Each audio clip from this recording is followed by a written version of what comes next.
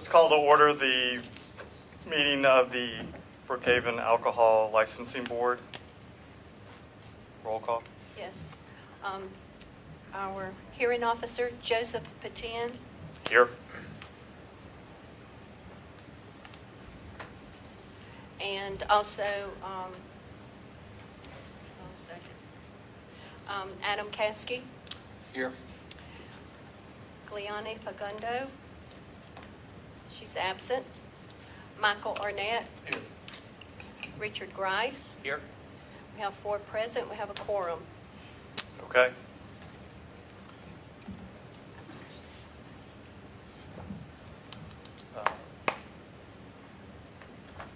Minutes. I have a motion to approve the minutes from the last alcohol hearing board meeting that was held on January 27, 2014. With a second, all in favor of approving the minutes? Aye. Aye. Minutes are approved. New business?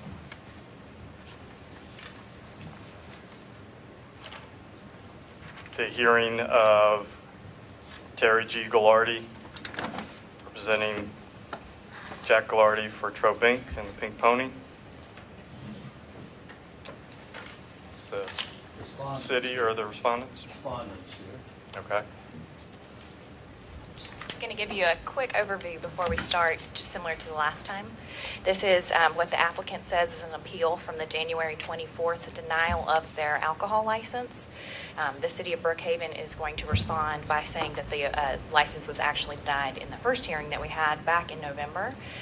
We're going to have our staff next, then the city's legal representation, and then I'm sorry, could you go back because we didn't have a hearing in November? The letter denial was in November Okay. from the last hearing in January, the one that we just approved in the minutes. So we'll do the same procedure as last time. If you have any questions, please feel free to ask me during the procedure. Go ahead and read that. Okay. The Alcohol Beverage Appeals Hearing Board is charged with the duty to hear alcoholic beverage appeals from decisions of the finance and police departments, denying the issuance or renewal of any license pertaining to the sale of alcohol beverages in the city, revoking or suspending any license pertaining to the sale of alcoholic beverages in the city, denying the issuance of permits pertaining to employment in a licensed establishment, and or revoking or suspending an employee permit to an employee of a licensed establishment. Decisions of the Alcohol Beverage Appeals Hearing Board are forwarded to the relevant issuing department at the conclusion of the hearing, and the issuing department will notify the appellant of the action of the Alcoholic Beverage Appeals Hearing Board. Final decisions of the Alcoholic Beverage Appeals Hearing Board may be appealed by petitioning the Superior Court of DeKalb County within 30 days after the decision is rendered.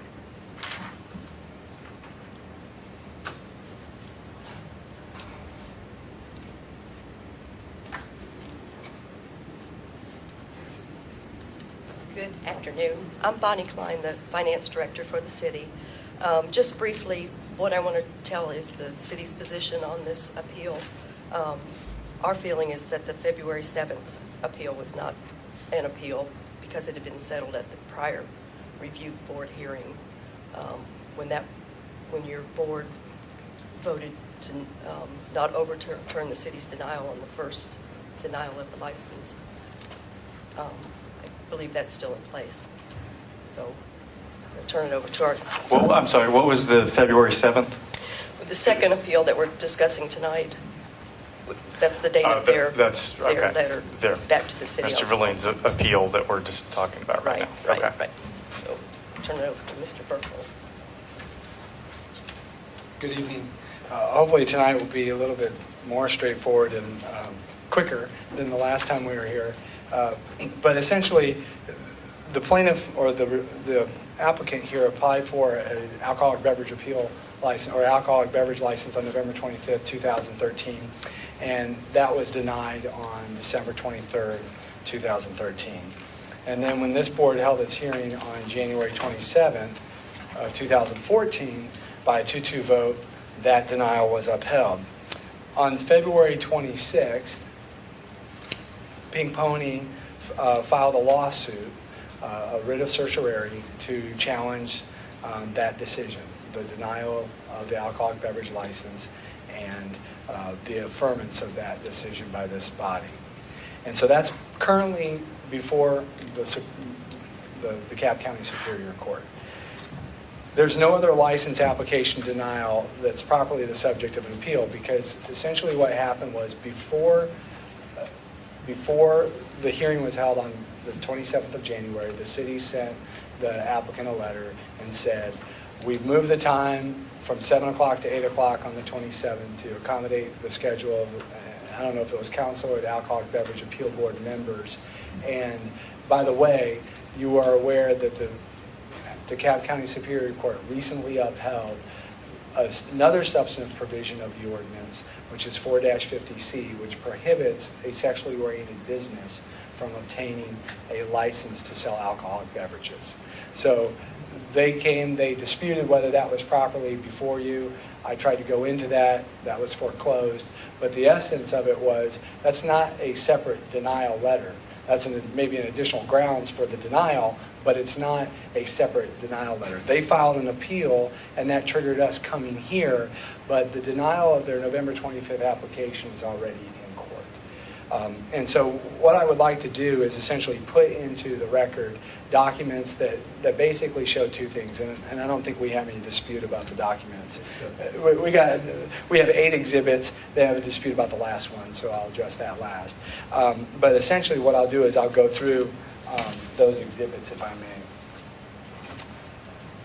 may. The first one is just and I'll sort of move them all into the record at the same time. But the first one is just a copy of the docket sheet from the DeKalb County Superior Court in the prior lawsuit.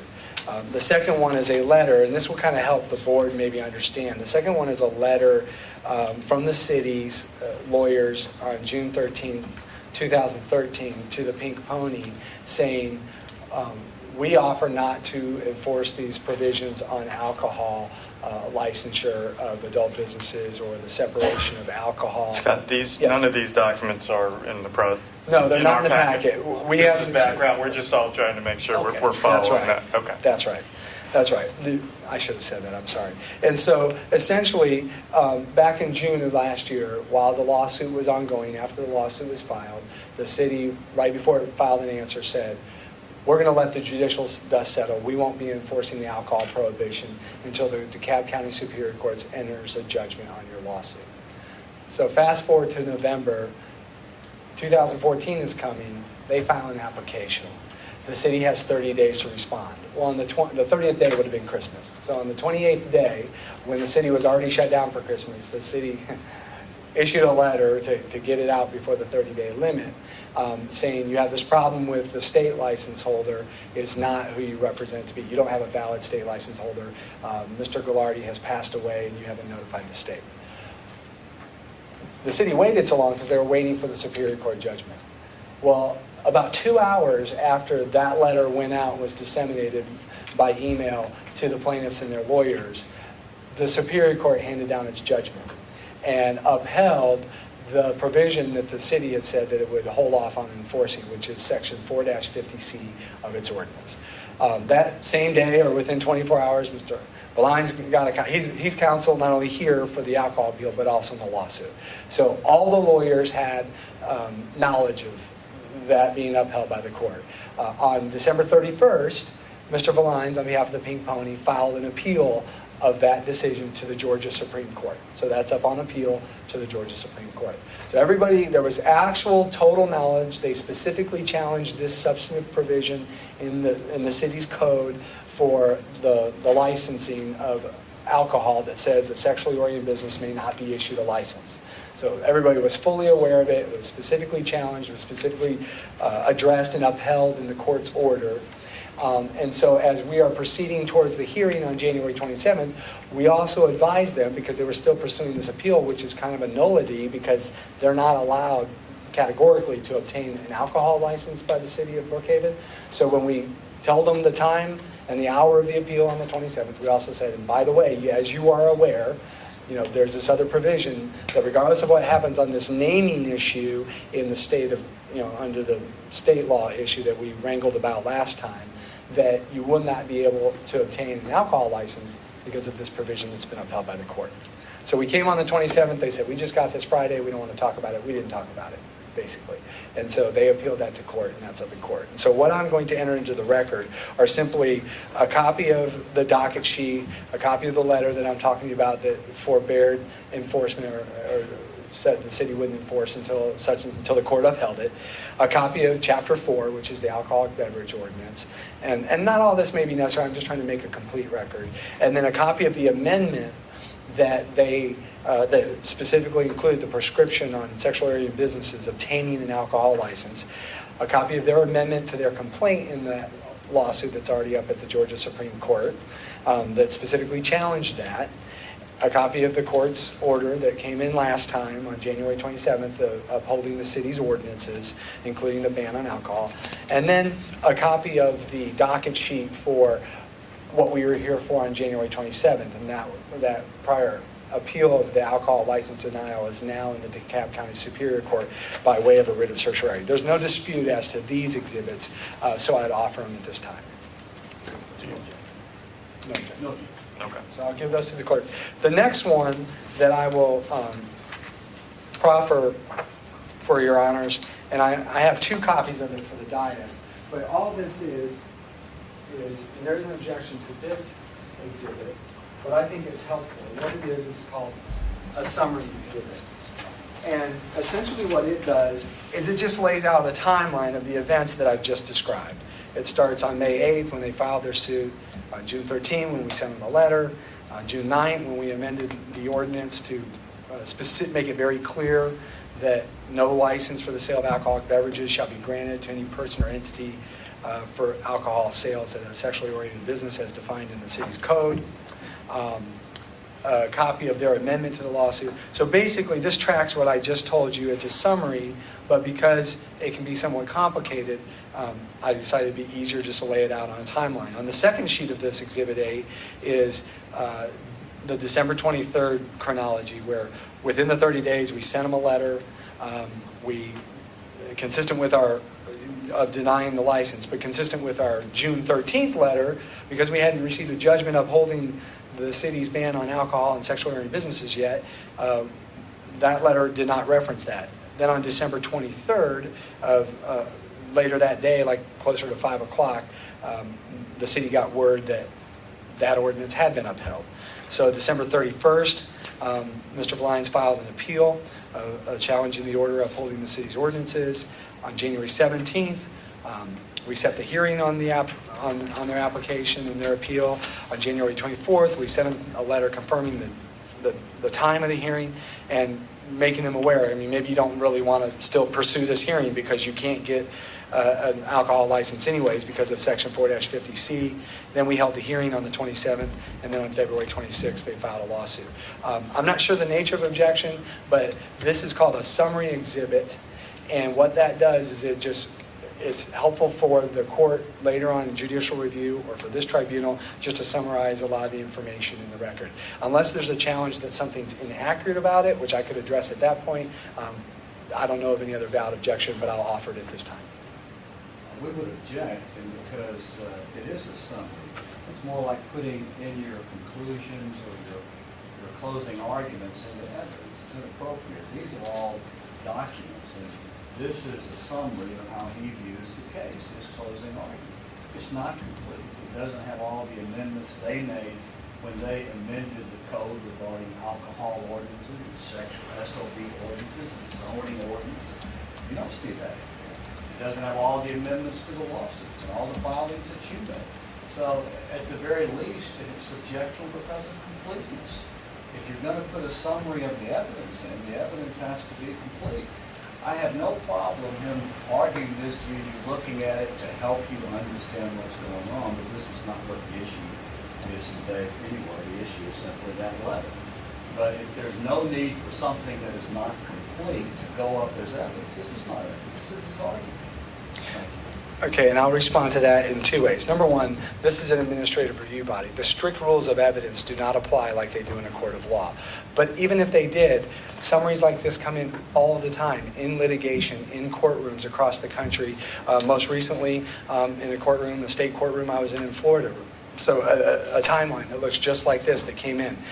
There's specific rules of evidence that allow for summaries of evidence. The argument that he just made about completeness, number one, is flawed.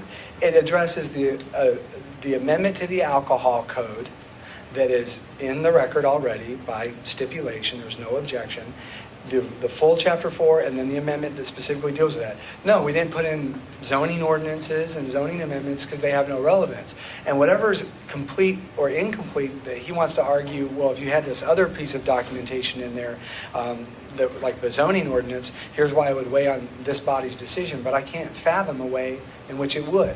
So this is simply a summary that lays out the timeline. And notice that he claimed that certain things that are irrelevant, like the zoning ordinance, aren't on there, but he's not claiming that anything on this document is inaccurate. This is just, he doesn't dispute that on May 8th they filed a lawsuit, or that on June 13th that we sent them a letter that's already in the record, or that on June 9th that we passed an ordinance, or on June 23rd they amended their lawsuit to challenge that ordinance, or that on August 1st we held an oral argument, or that on November 25th they filed an application for an alcoholic beverage license, on December 3rd that we wrote them a letter, and the contents of that letter, on December 23rd the Superior Court upheld the ordinance, on December 31st Mr. Valines filed an appeal, on January 17th we sent him a letter setting the hearing for January 27th, we sent him a follow-up letter with the substance on January 24th, we held the hearing on January 27th, and on February 26th they filed a lawsuit on certiorari to challenge this body's January 27th determination. All that's in the record. I don't know what we're arguing about. So that's it. I would just offer it at this time. Do you want to proceed? I'll just briefly say, look at January 24th, for example. This is subjective. He draws conclusions. He doesn't say, by the way, the January 24th, 2014 letter wasn't filed timely, but it got up on December 23rd, 2014, in compliance with the 30-day deadline notice. You have subjectivity in there. You have argumentative things in there. And whereas I could argue on January 24th, 2014, you should start that not in compliance with the 30-day deadline. We received a letter denying such and such. It just gets too argumentative subjective.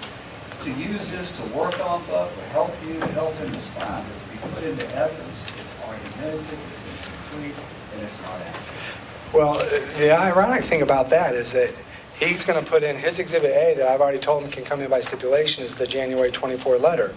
The January 24 letter, first paragraph confirms the time, and the second paragraph reminds him of 4-50C and the prohibition on alcohol at adult establishments that was upheld by the court. There's no argument about whether that was timely in the box on this exhibit.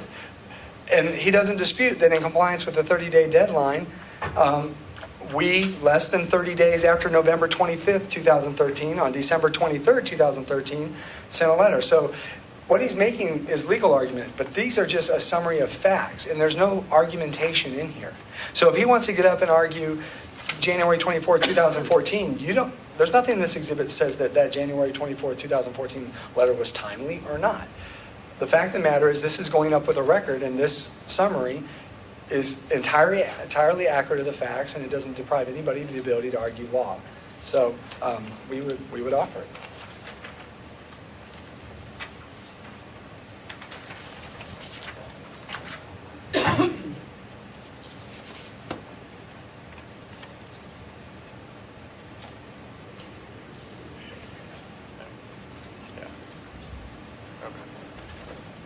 All right, I think we're going to give a wide latitude and accept it now that we're not bound by rules of evidence, but understand that we believe the case is in the actual evidence and the documents put in front of us, and we'll allow Mr. Valens to explain his theory of the case. Scott, you finished? I should just walk away from the lectern. Sorry about that. Thank you. And with that, we're finished unless the tribunal has any questions, and we'll reserve appropriate time for rebuttal. Yep. Please, the board, let me tell you why we're here. We're here because we received a letter back on January 24th, 2014. Finally approached You may. today, and Scott's already seen this, and we have no problem.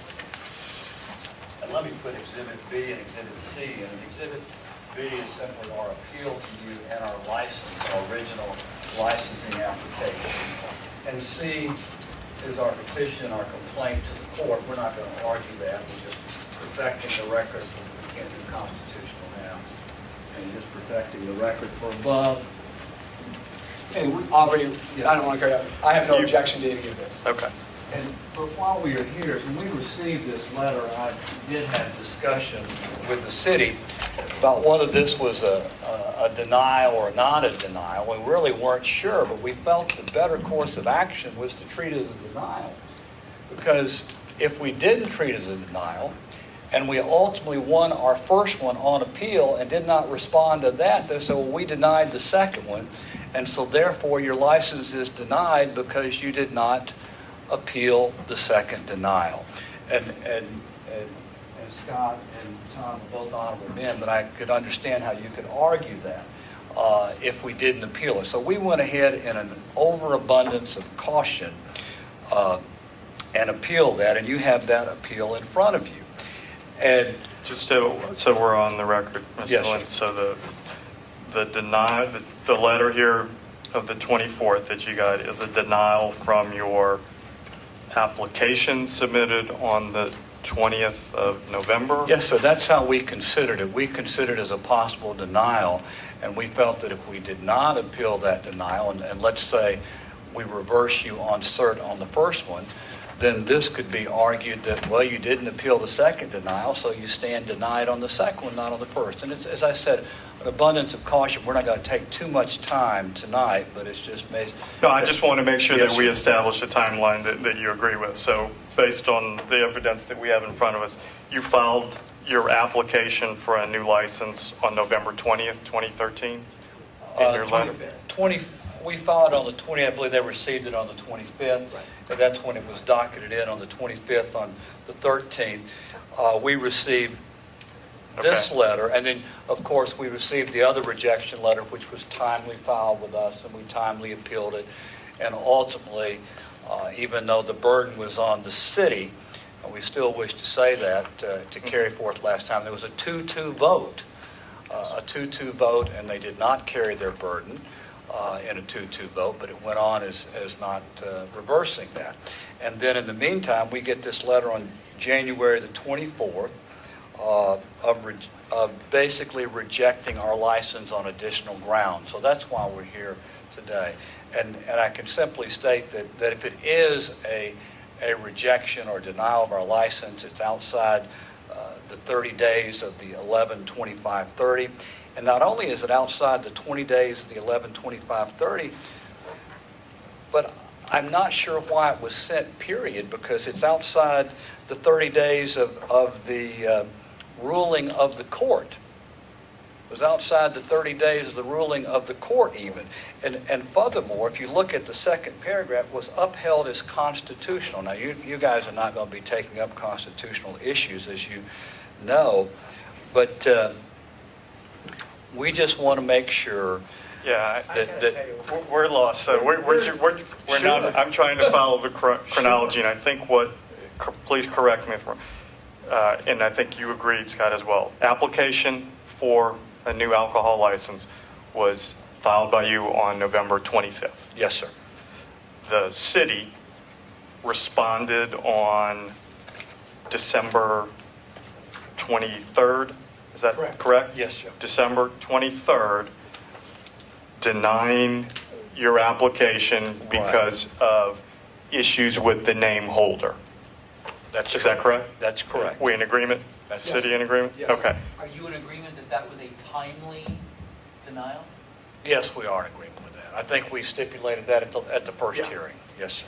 Okay. You're a timely Yes, denial? yes, sir. Okay. Then the next item, after that, Mr. Verleens, you filed for an appeal of Yes. that? Yes, sir. And that was on what date? Do you have that, Scott? I don't even have the You date of that appealed the appeal. denial? I don't even have that in front of me. I think it was in the, February- you know, it's in the February minutes. 26th. Is it in the minutes from To the last week? Superior Court? No, when he No, no, appealed appeal to his, here, appeal to here. here, which got us to the, February. I don't know, it was in December. And whatever your ruling was that night. Yeah, I think December 31 according to your summary, but I want to make sure. We're all in agreement. Okay. December 31. And I think you ruled like February 26, is that right? Somewhere around there? Is We that met on right? the 24th. Our hearing was on the 27. 27th of January. Right, and you ruled at that time Correct. on that appeal and a 2-2 vote. right? Correct. And then we, in the interim, received this letter on January the 24th. And in discussion with council with the city, whether this should be handled as another denial or just an informative letter. And after that discussion, we felt it best to say, well, this is a denial that we have to appeal, and we did not want to waste any of your time. So I want to emphasize, and I understand that, if we had not appealed this and we reversed you on the first one, insert, you would have grounds to say, well, we also denied you on another ground, and you didn't appeal it, so you have waived the time and the statute has gone. And so that's why we come before you tonight, is appealing these grounds, and I can make it very, very simple. If this is a denial, if this is a denial of January 24th, it wasn't timely filed within 30 days after our application, and so therefore it wouldn't stand. If it's not a denial, I don't know what it is, and I would also point out to this body, I don't think we've ever even applied for a sexually oriented business license. Anyway, that's basically what I would say. That's it. We've just asked that you to rule that this was an untimely denial, if it is such as a denial. So that's the January 24th letter is really your issue? Yes, sir. Yes, sir. That's the Okay. issue. That's the issue to me is whether or not, and again, an overabundance of caution. If this is a denial Yep. of our initial application, and we took it as that, and being cautious, because we don't want to come back and have to say, well, you did deny the second one. And so the first one doesn't really matter anymore.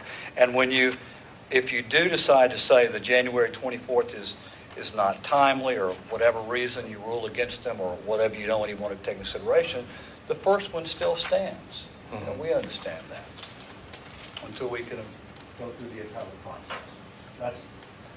that is all I I have. got, I think, so if I'm summarizing, your appeal, this has nothing to do with the denial of the letter from the city of December 31st. No, sir. That this board reviewed with you and ruled on the 27th of January. No, sir. This has to do with what we Right. consider denial of This January letter that you 24th. received on the 24th of January, Yes, sir. which in your mind, your position is this is a second denial Yes, sir. of an application that Yes, you sir. filed in November. And with the grounds in there, yes, sir. Okay, And that's all we would say. We tender our exhibits. okay. Does that make sense to Mr. Gray? It does make sense to me now that under. Adam? Yes, it does. Michael, any questions? Okay. Scott, do you want? Okay. Scott, do you want to? I think the reason that they're here arguing about this, because they all knew there was total grounds and knowledge, constructive and actual knowledge, that they would not be entitled to a license under 4-50C. That was known on November 25th when they filed their application. It was known on December 23rd. It was known when they got the judgment on December 23rd. It was known when they filed to the Georgia Supreme Court on December 31st.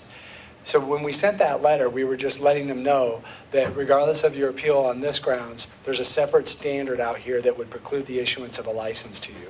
If you want to treat that as a separate denial, that's fine. I think what he's banking on is that there's a provision in the ordinance that says if the license isn't denied within 30 days, then it will be deemed granted. And I think he reads that to say that this additional grounds means that if we win on the certiorari on the other issue, that we'll get our license. That's not what the ordinance says. It just says failure to deny the license within 30 days renders it, deemed granted. But there was a denial. All this is another letter that states another grounds that everybody knew continuously throughout the process. So I don't know what the relief is that they're asking for. I don't think that they can ask for the relief that says, give us a license, because there's a constitutionally sound ordinance provision that prohibits that. So they're not really explicitly asking for that, I don't see. I think that to the extent that this is treated as a denial, then the grounds for same should be affirmed. Or the court could say, we don't treat it as a denial. If I could respond briefly. Let me be real clear what I'm asking for. As I said over and over again, I talked with Mr. Curry, and we weren't really sure whether this was the denial or not. And the better part of discretion was to address it as a denial, and that's what we did. There's none of that other stuff involved here. We simply wanted to address it as a denial. I will point out to this body that all those issues he raised in 4-50C existed before January 24th. Existed at the time we filed our lawsuit. I don't know why he suddenly put that in there afterwards, because all those things were in the lawsuit, and they're even going to the Supreme Court now. So the reason this was filed is because we were unsure if it was another denial. And if we didn't deny it, then it could be used to beat us over the head with and say, well, you did appeal the first one, but you didn't appeal the second one. And so therefore, even if you prevail on the first one in the Superior Court cert, you lose on the second one and can't get a license. So that's all this is about, and all we're asking you to say. Very, very simple. You don't need to rule on any of the constitutionality of 4-50C or any of this other balderdash that's in there. You can just simply say, this was an untimely denial. That's all we're asking for. Thank you. And I hope this helps. Under 4-57, the board's duties at hearings like this, the options are the findings of the Alcoholic Beverage Hearing Board. You have this hearing process. They're not saying that anything that the finance director did in issuing the letter was wrong, that it was contrary to facts or contrary to law. They're simply saying, we're treating this as a second denial, and you should rule that it's untimely. But that's not, if it is a denial, it's proper. It's grounds. It's an additional grounds for the denial that was already issued. You don't get a license because a provision that you knew about, and it's just like he said, when the letter went out on December 3rd, they knew about the provision that prohibits them from getting a license.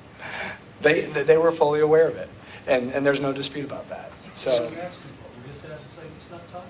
That's all. and we would disagree.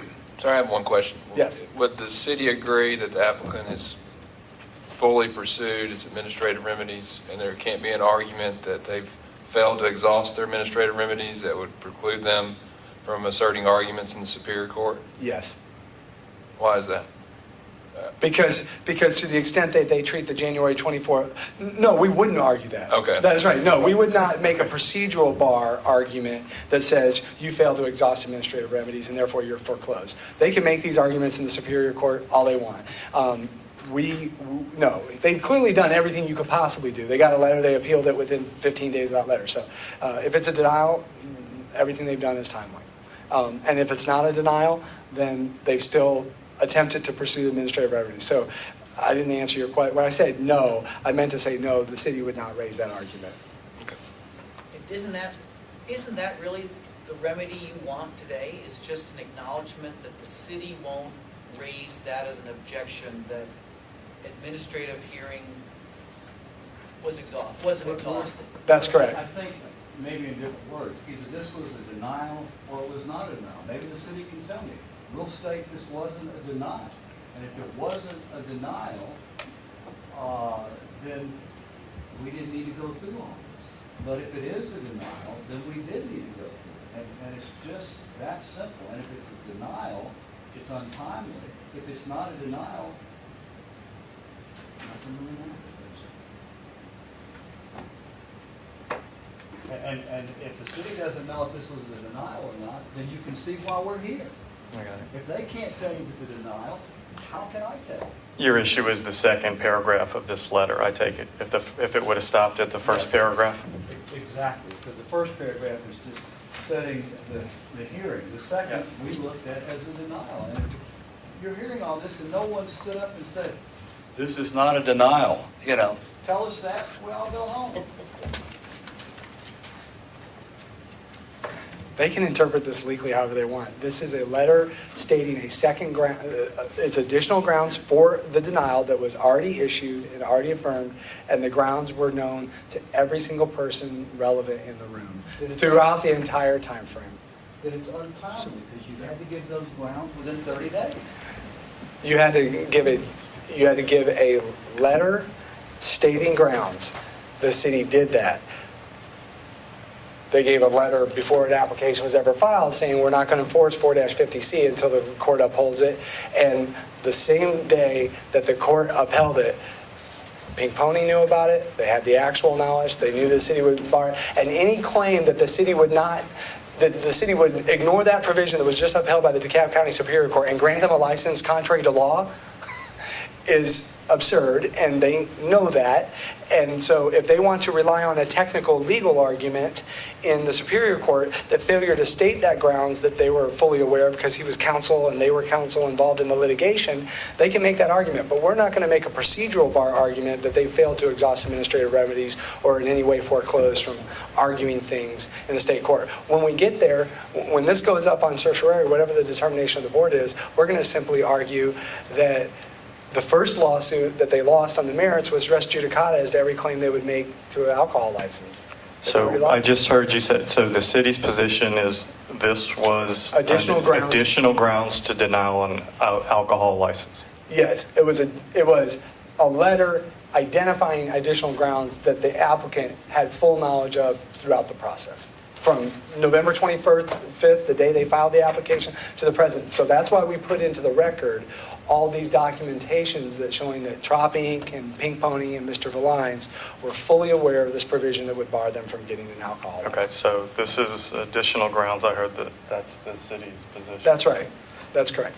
And then, I guess, Mr. Valines, your issue is with 449, Section 449 of the city code, which states, the finance department shall provide written notice to any applicant whose application is denied under the provisions of this chapter within 30 days of filing a properly completed application. Such written notification shall set forth in reasonable detail the reasons for such denial and shall advise the applicant of the right to appeal to the Alcohol Beverage Review Board under the provisions of this division within 15 days from the date of this notice. Yes, sir. And we're not, if you rule this untimely, it's not going to give us a license, and I'm not arguing it either. And I would point out one other thing. Not only was it untimely with the code, this was even after 30 days after the Superior Court ruled. And last time we had this hearing, I think the hearing turned on the fact that we did not apply to the state within 30 days to show the change of ownership. And good for the goose is good for the state.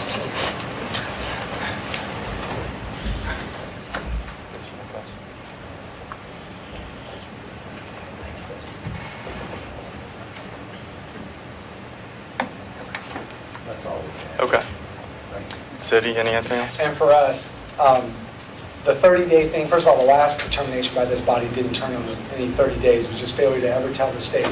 But this is an example, I think the argument is form over substance. Everybody knew. They got a document that said you can't have a license and that provision is constitutional on December 23rd, the same day they got our letter. But they knew we weren't enforcing that provision until the court ruled. They found out the exact same day that we did when the court ruled, and so they were not surprised or unable to defend themselves. In fact, had they come here on January 27th, and had I been allowed to go into the issue that I tried to go into on January 27th, they would have had no argument other than to say, yes, the court upheld it, and we'll take that up on appeal to the Georgia Supreme Court. So the purpose of the whole provision is notice. They clearly had it, and they never even, I mean, the fact of the matter is, when they went to the city and they filed an application as a sexually oriented business on November 25th, 2013, even that was not a properly completed application because it was an entity that was categorically ineligible for obtaining a license. Mr. Valines can argue in court that that is unconstitutional at the Georgia Supreme Court, but there's no basis for determining that what is stated in the letter is wrong or contrary to facts. I have one bit of evidence I'd like to submit, and that's the City of Brookhaven Alcohol Board. It speaks for itself. Appeal of additional denial. It's right there. I mean, this is crazy. That's why we're here. We couldn't get an answer from the city, so we did the thing that was normal. Yeah. We appealed it. Appeal of denial.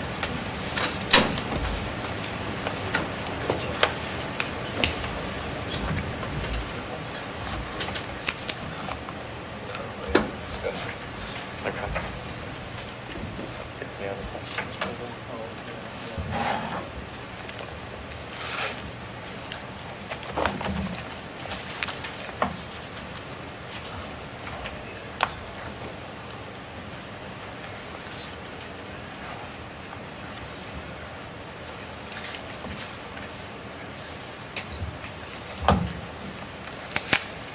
Well, at the time, this ordinance wasn't enforced at the time, and the first time we heard it, they denied it because they said that people didn't have a state Yeah, okay. license. So that was the issue, basically, whether or not they had a state Adam. license. Adam or Michael, do you have any questions before we just deliberate? I don't think so. All right. Can I just say one Yes. thing? Sort of the retort to that. If it's not a denial, then the body wouldn't have jurisdiction. So to the extent that it treats it as denial to have jurisdiction, we argue that the grounds are valid. But it is as we said, it's the additional grounds that they were always aware of from day one. So whether it's treated as part of the first denial or a separate denial, the grounds for it are still the same. Okay, the board will deliberate in public and we'll be back. I think you may need to close the session. Isn't that how they close the public part of the session? Yeah, I think you closed the public part of the session. While you Okay, deliberate, you while still we- do it yes. here, but you. That's what we close did the last time. public. All right, Okay. closed to the public. The board has some additional questions for the city. First, we'd like to ask Ms. Klein, if you could step up.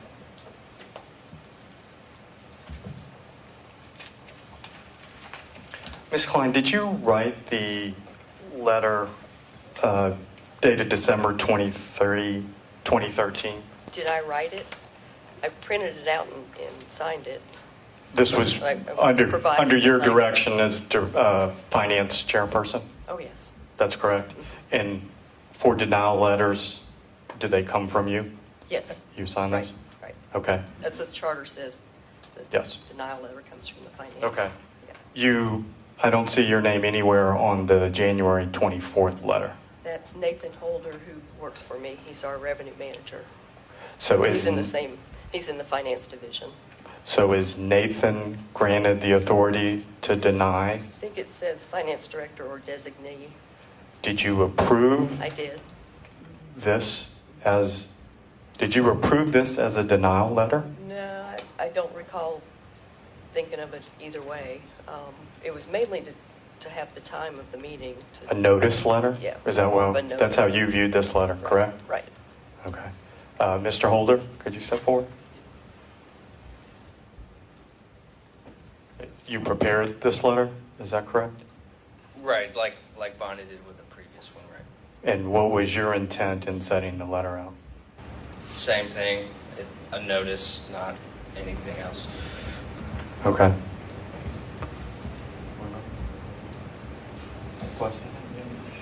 Okay. Is that the information we need? Okay. All right, the board's ready to vote.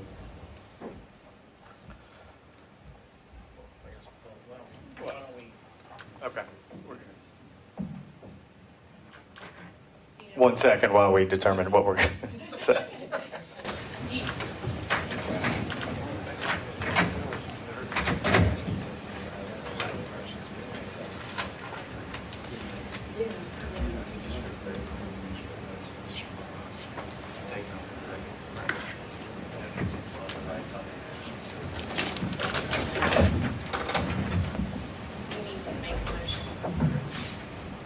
A motion? Okay.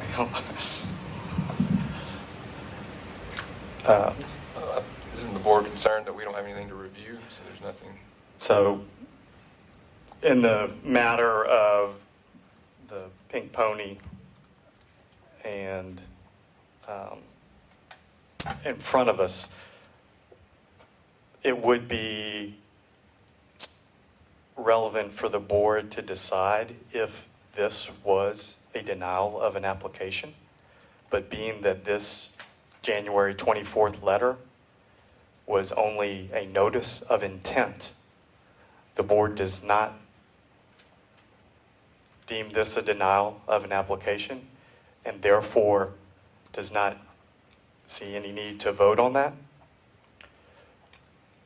Therefore, all administrative revenues are still available, and going back to the original denial in the December 23rd,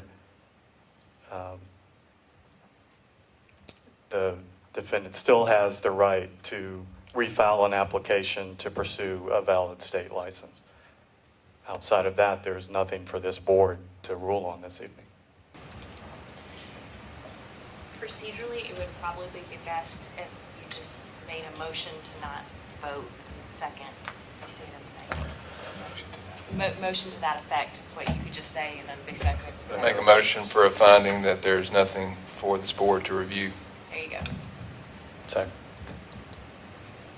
With the further expansion that there's nothing to review because that's not a formal denial. Denial. Oh, It's not properly before the board. correct. All in favor? Who Aye. seconded it? Did you second it? Who seconded it? Second, I'll second. Okay. All in favor? Aye. Aye. Is there any other business for this board this evening? Nothing, thank you. All right.